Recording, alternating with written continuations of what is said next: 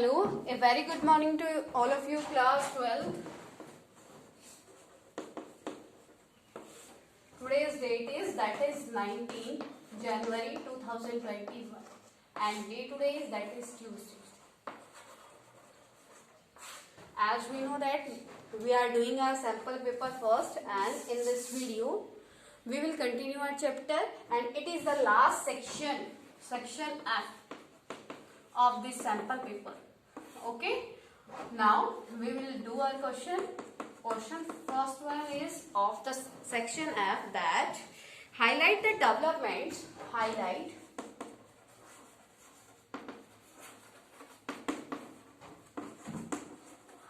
the development of the India's nuclear program. In India's nuclear program.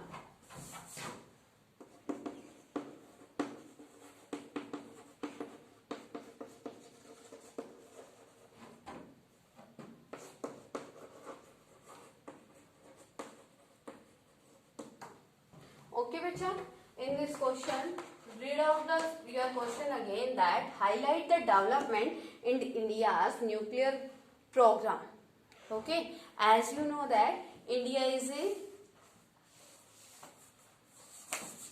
secular country and having the belief in the secularism and also the fraternity. And in the Indian constitution, in the Indian preamble, it is written that India fraternity system is there. India believes in the fraternity. It means भाईचारे की भावना. ठीक है, ये क्या है? India's की foreign policy है. As write down here that India's foreign policy. First of all, I want to tell you why I am writing here about the foreign policy. क्योंकि बेटा इंडिया की फॉरेन पॉलिसी से हमें clear हो जाएगा कि India की थिंकिंग क्या है दूसरे के रिगार्डिंग. जैसे कि क्या है, प्रियम्बल क्या होती है? The preamble is the mirror of the constitution.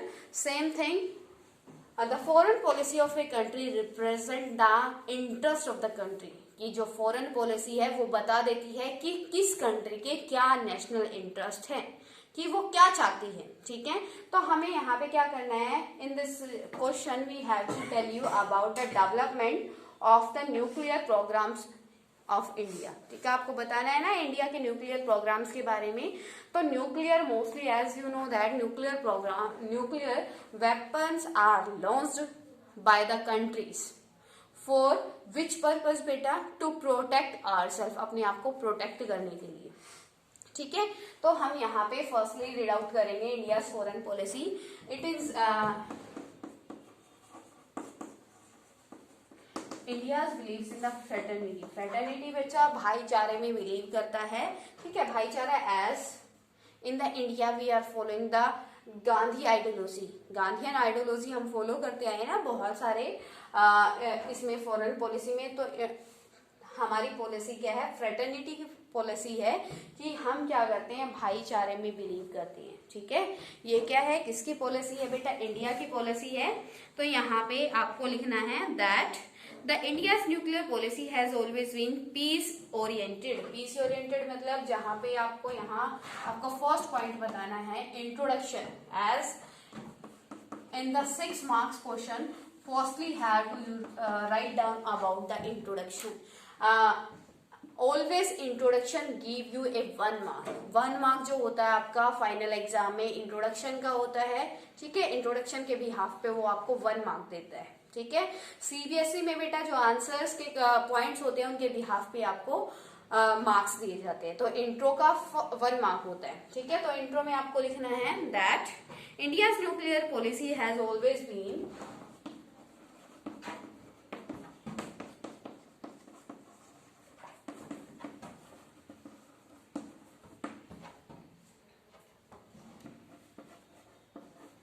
India's nuclear policy has always been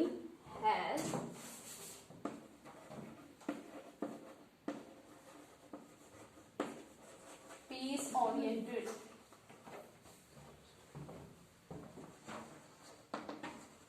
जो इंडिया की फॉरेन पॉलिसी है हमेशा पीस मेंटेन करने में बिलीव करती है। whose clear ये expression is reflected, whose clear expression is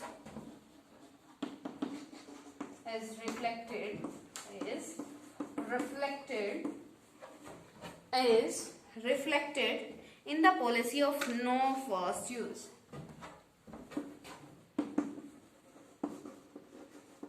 Policy of no first use. No first use. Underline this word beta, that no first use. You have to highlight the important word in the final exam. ठीक है, आपको important word को highlight करना है. तो हमारी जो Indian foreign policy है, it is depend on the no first use. It means if we are having the nuclear weapon, that we will not use firstly of these weapons. हम उनको पहले यूज नहीं करेंगे. क्यों? क्योंकि सबको पता है कि जो आपका ये न्यूक्लियर वेपन्स है, उससे हमेशा क्या होता है, डिस्ट्रॉय होता है, लाइफ भी और आपका वेल्थ भी. ठीक है, तो हमारी क्या पॉलिसी है, नो फर्स्ट यूज. हम उनको फर्स्ट यूज नहीं करेंगे. We will use nuclear weapon only for the self protection और सेल्फ इम्प्रूवमेंट. गोट इट बच्चा? तो आपको यहाँ से ये इंट्रोडक्शन में लिखना है कि इसकी न्यूक्लियर पॉलिसी इंडिया की कैसी है. इंडिया न्यूक्लियर पॉलिसी हमेशा पीस में क्या करती है, बिलीव करती है. हमारे यहाँ पे फ्रेटर्निटी में बिलीव किया जाता है. फ्रेटर्निटी प्रिंसिपल है हमारे किसका, फॉरेन पॉलिसी का. ठीक है बच्चा, तो फर्स्ट पॉइंट हम यहाँ पे लिखेंगे, the development in India's nuclear programmes. The nuclear programmes in India. Here you have to write down about the main important things, that the first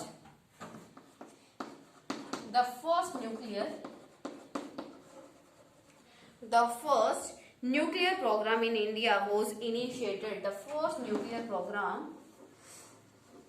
was initiated in India in 1940 under JS Bhabha. जो JS Bhabha है बेटा, जहांगीर भाभा, वो क्या है, एक famous scientist. He is a famous scientist of the India. और जो nuclear weapons के ये क्या माने जाते हैं, फादर. ठीक है, तो इनकी अंडरशिप, इनकी लीडरशिप में ही क्या किया था, हमारे फर्स्ट न्यूक्लियर प्रोग्राम को इनिशिएट किया गया था. उसके बारे में कि हम इस तरीके से अपनी कंट्री में क्या करेंगे, फर्स्ट न्यूक्लियर वेपन्स को बनाएंगे या कैसे, जैसे जो भी होगा. ठीक है, उसके बारे में डिस्कस किया गया था. आफ्टर दैट बच्चा, when China conducted a nuclear test in the 1964, India realised its strategic importance. India first nuclear experiment. Write down here the important thing, the India's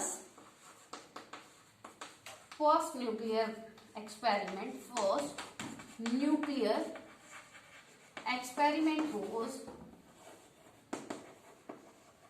experiment was introduced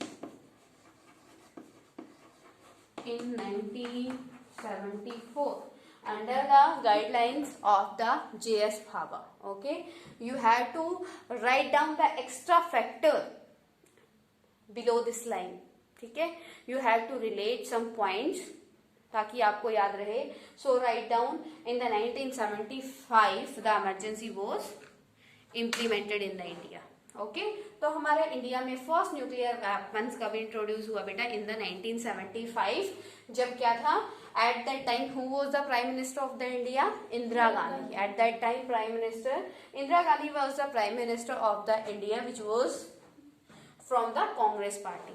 Okay, at the same time India refused to sign the CTBT. Third point, India refused to sign CTBT. Write down here the full form of the CTBT, Comprehensive Test Ban Treaty. CTBT बच्चा, तो बेटा ये क्या है, you have to write down the CTBT full form, comprehensive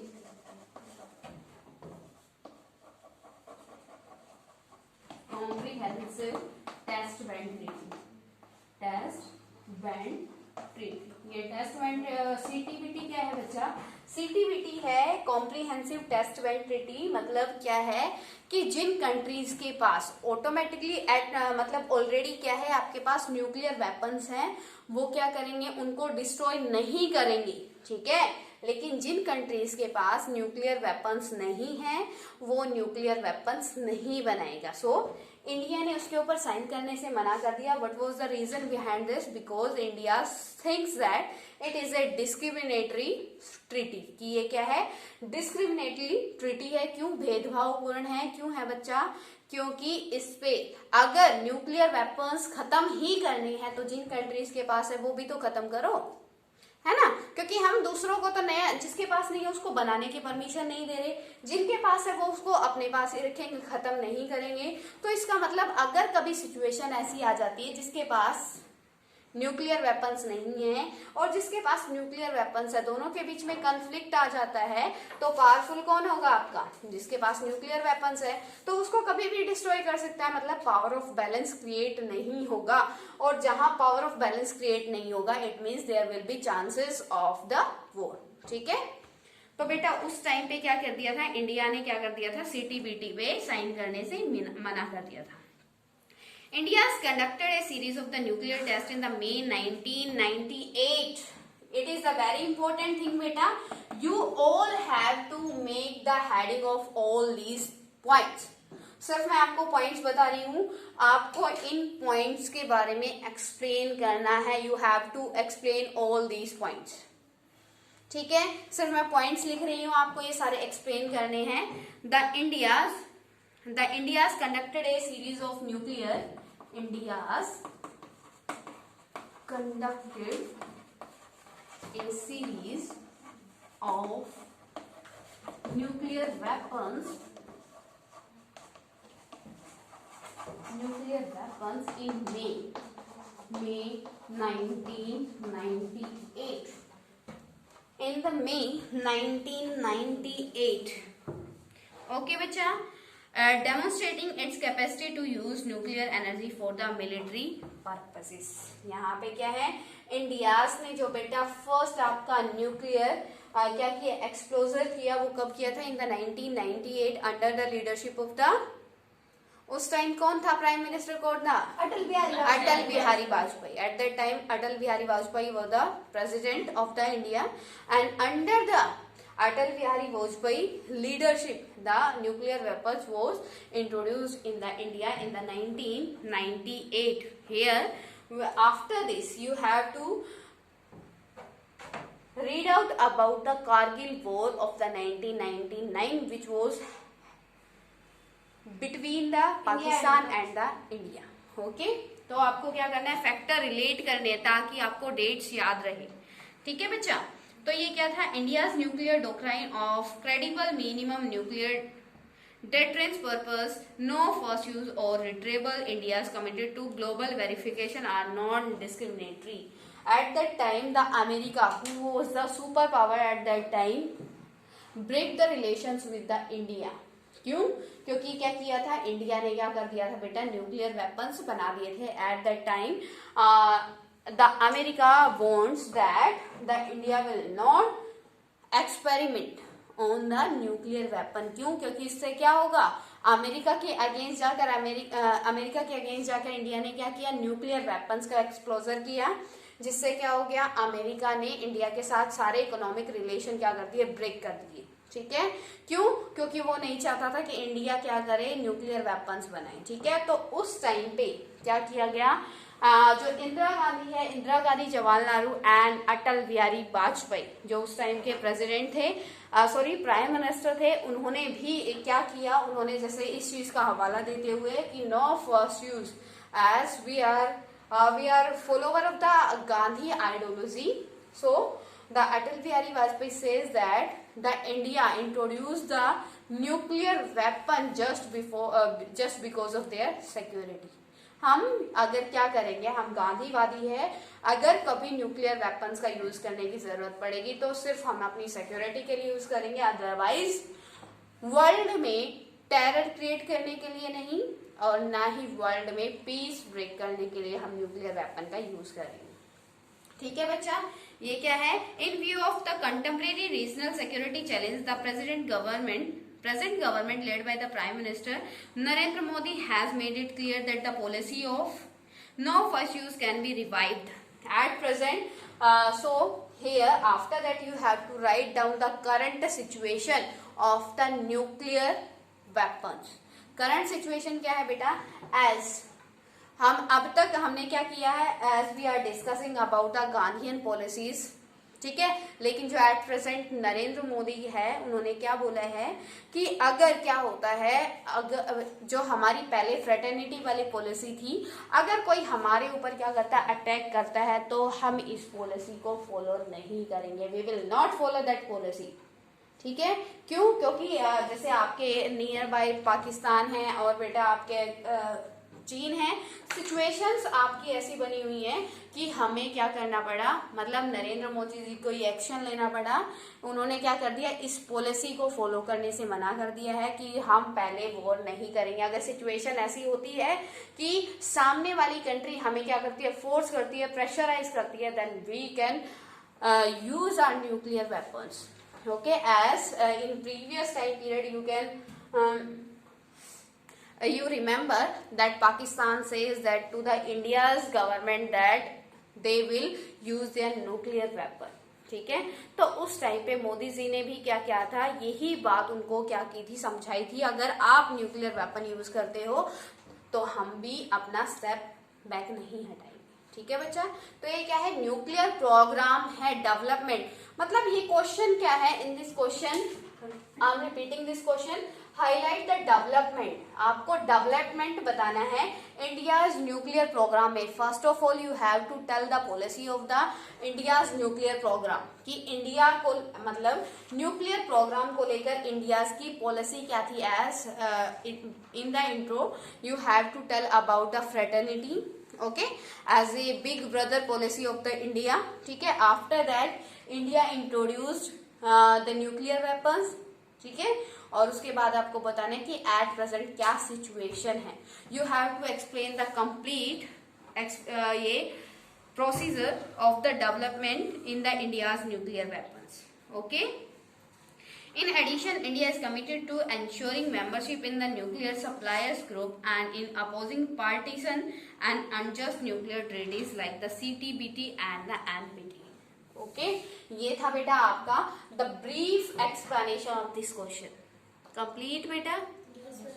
तो आपको इसमें सिर्फ एक चीज बतानी है कि इंट्रो क्या है, इंडिया की क्या पॉलिसी थी न्यूक्लियर वेपन्स को लेकर, न्यूक्लियर वेपन्स हमारे इंडिया में कब बने।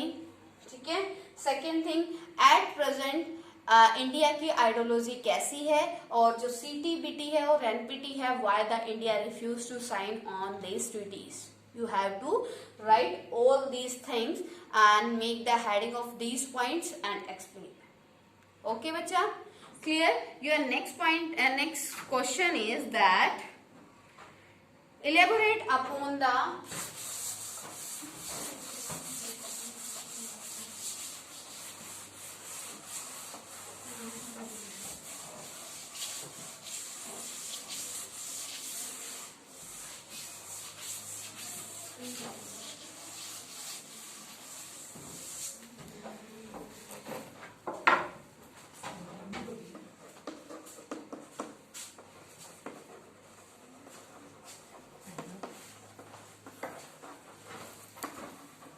elaborate upon the formation of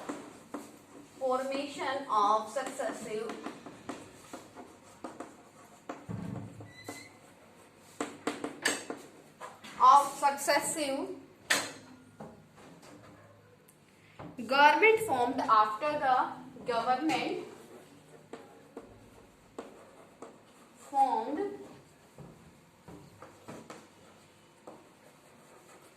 after the 1989 elections. Question बेटा, क्वेश्चन क्या है, ध्यान से पढ़ो आप। Elaborate upon the formation of successive government formed after the 1989 election. जो आपके 1989 में इलेक्शंस हुए थे उसकी जो गवर्नमेंट बनी थी सक्सेसिव रही या अनसक्सेसफुल रही. You have to tell all these things in this question. तो बेटा आपको बताना है elaborate upon the formation of the successive government formed after the 1989 election. तो आपको 1989 इलेक्शन के बाद जो आपकी गवर्नमेंट फॉर्म हुई थी, as everyone know that the coalition government was there after the election 1989. You have to write down who became the prime minister in the election of the 1989. After the write down here that after the 1989 election, who became the prime minister beta?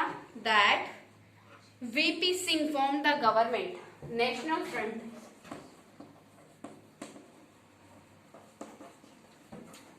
Congress candidate VP Singh became the prime minister.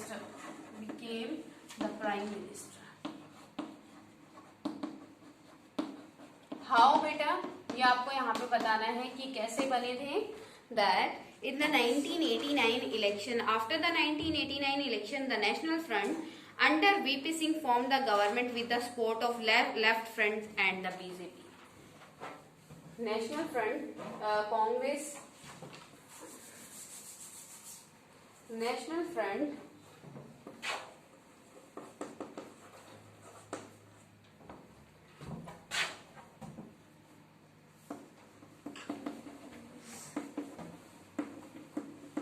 the left front and BJP. It means you can say there was a not clear majority in the government. As we know that there is a coalition provision. It is written in the Indian Constitution. If a party is not able to get the clear majority, that party can ally with the small party or a small number of the candidates. Okay, तो उस time पे क्या हुआ था? No party get the clear majority and the National Front candidate VP Singh became the prime minister with the left front and the BJP. तो उस time क्या बना था बेटा? कोएलिशन हुआ था किसका? नेशनल फ्रंट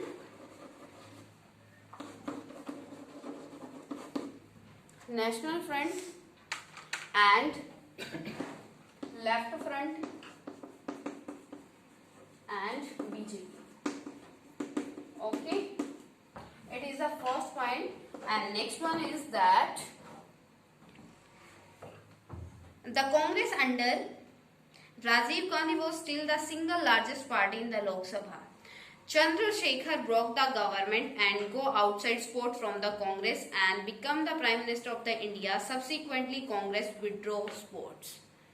अब ये बेटा क्या है कि यहाँ पे जो चंद्रशेखर था, Chandrashekhar was the candidate from the Congress side. ठीक है, तो कांग्रेस साइड से जो चंद्रशेखर था आपका, उसने क्या कर लिया था? The Chandrashekhar take out there क्या बोल सकते हैं आप उसको, कि उसने अपना साथ कांग्रेस को ने देकर क्या कर लिया? अपना समर्थन वापस ले लिया, जिससे कांग्रेस क्या हो गया? कांग्रेस पार्टी का ब्रोक हो गया. और कांग्रेस पार्टी का समर्थन, जब कांग्रेस की मेजोरिटी नहीं रही, तब आपका कोएलिशन बना किसका? नेशनल फ्रंट का, लेफ्ट फ्रंट का और बीजेपी का. ठीक है बच्चा? बेटा ये आपको जो क्वेश्चन है, ये आपके पेज नंबर 179 पे एक लिस्ट गिवन है. You have to learn this question from that page. Okay बच्चा, तो आपका क्या है, जैसे यहाँ पे टाइम पीरियड गिवन है और यहाँ पे देखो मैं आपको एक सीरीज यहाँ से क्लियर करा देती हूँ. In the period and next one is coalition government 19 December 1989 to November 1990. On only 1 year, less than 1 year, 1 साल से भी कम ईयर तक जो गवर्नमेंट चली बेटा वो किसकी थी, नेशनल फ्रंट की गवर्नमेंट थी, ठीक है, national front government, got it बच्चा। और उस टाइम पे किसको कोएलिशन, किसके साथ ये कोएल किया था, इन्होंने अलाई किया था left front end BJP, left front end BJP, ठीक है बेटा। कोएलिशन गवर्नमेंट थी, तो कोएलिशन गवर्नमेंट थी तो इसका मतलब कोएलिशन बहुत सारी स्मॉल पार्टीज के साथ उन्होंने कोएलिशन किया था, जिससे क्या हो गया, फिर उनकी आइडियोलॉजी डिफरेंट हो गई तो उनका फिर ब्रेक हो गया। और जब तक मेजोरिटी थी तब वो क्या थे, गवर्नमेंट में थे, जब मेजोरिटी क्या हो गई, खत्म हो गई, तो उनकी सरकार क्या हो गई, टूट गई, ठीक है। उसके बाद इन नवंबर 1990 में दोबारा से दूसरी गवर्नमेंट बनी बेटा, to June 1991, so you can see the time period of that time सरकार, ये गवर्नमेंट जो उस टाइम की जो गवर्नमेंट है उस टाइम की आपकी गवर्नमेंट का टाइम पीरियड आप देख सकते हो, ये गवर्नमेंट रही ओनली 11 मंथ्स, ठीक है, ये रही 1 और ये जून 6 मंथ्स ओनली, ठीक है। तो उस टाइम पे किसकी गवर्नमेंट बनी थी, NF, section of NF,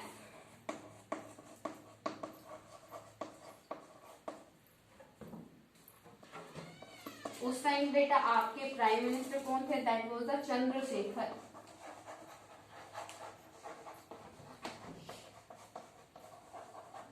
rough कर देती हूँ, उसके बाद आपको टेबल बना दूंगी।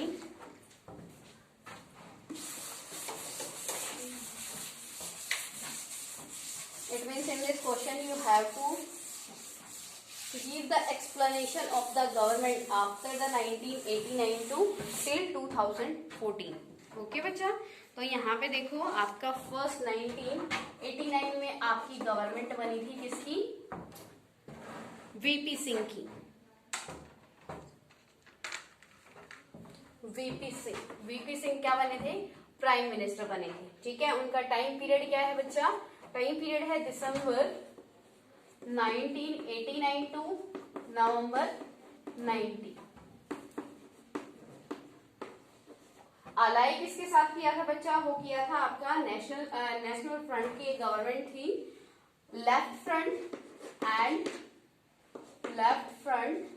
एंड बीजेपी, वोट इट बच्चा। उसके बाद जब ये पार्टी का कोएलिशन क्या हो गया, ब्रेक हो गया, उसके बाद नेक्स्ट इलेक्शन हुए, in that election Chandrashekhar Azad, कौन सा इलेक्शन था, नवंबर 1990 का, ठीक है। उस टाइम वो गवर्नमेंट में आए थे आपके चंद्रशेखर,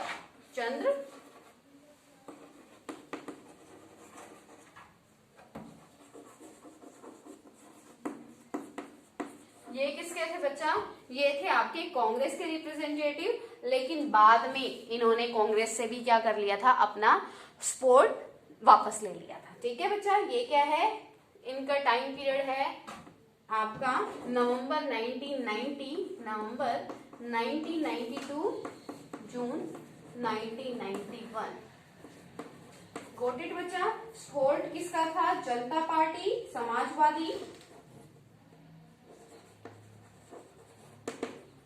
जनता पार्टी एंड कांग्रेस,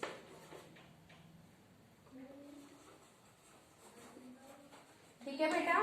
फिर उसके बाद भी क्या हो गया, 1991 जून 1991 में भी इनकी भी गवर्नमेंट क्या हो गई, ब्रेक हो गई। उसके बाद जून 1991 से मई 1996 तक, इट मीन्स ये कंप्लीट आपकी 5 ईयर के टेन्यूर के बाद ये क्या हुई, ये गवर्नमेंट क्या हुई, चेंज हुई बेटा। ये उस टाइम कौन बना था, पीवी नरसिम्हा राव,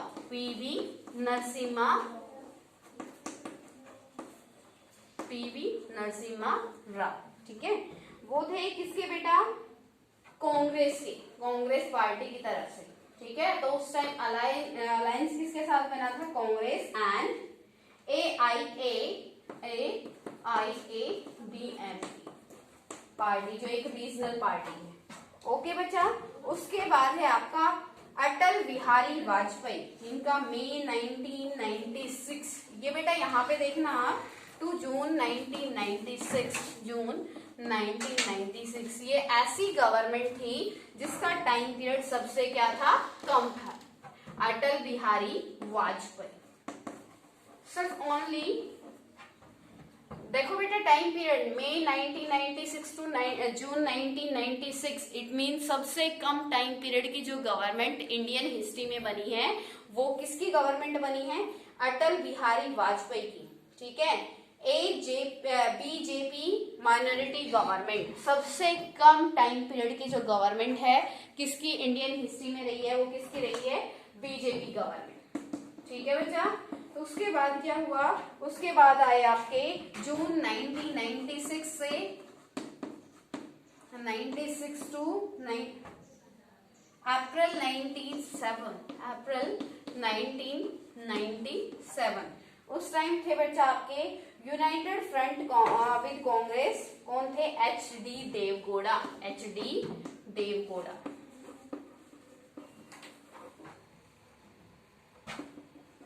ठीक है बच्चा, इन्होंने भी 1 ईयर तक क्या किया, अपना रूल किया, और इनकी गवर्नमेंट बनी थी United front plus United front end Congress.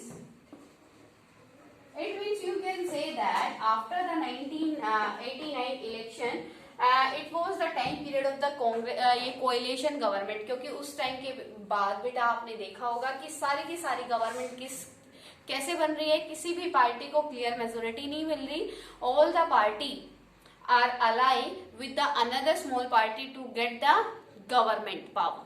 Okay बच्चा। उसके बाद क्या आता है, आई के गुजराल का टाइम पीरियड है अप्रैल 1997 टू मार्च 1998, मार्च 1998, आई के गुजराल, इंद्र कुमार गुजराल। ठीक है बच्चा। तो आपको ये कहाँ के थे, यूनाइटेड फ्रंट ऑफ कांग्रेस, ये भी सेम पार्टी के यूनाइटेड फ्रंट एंड कांग्रेस का कोएलिशन हुआ था बच्चा उस टाइम पे। मतलब आपको ये क्या करना है, ये आपको कोएलिशन पार्टीज के बारे में बताना है। ठीक है, तो आपको लर्न करना पड़ेगा बेटा। ये क्वेश्चन इस तरीके से भी आ सकता है, और या फिर आपसे टाइम पीरियड भी पूछ सकता है, किसी भी प्राइम मिनिस्टर को लेकर, या आपके इलेक्शंस के बारे में पूछ सकता है। ठीक है, तो ये आपको याद करना पड़ेगा टाइम पीरियड, ये लर्न करने का नहीं है, मतलब आपको समझाने का नहीं है, आपको सिर्फ ये याद करना पड़ेगा, ये नेम्स। ठीक है, और इनका टाइम पीरियड। गोट इट बेटा। Till now if any type of query to you then you can ask to me, otherwise today's your work is only learn this question. Okay.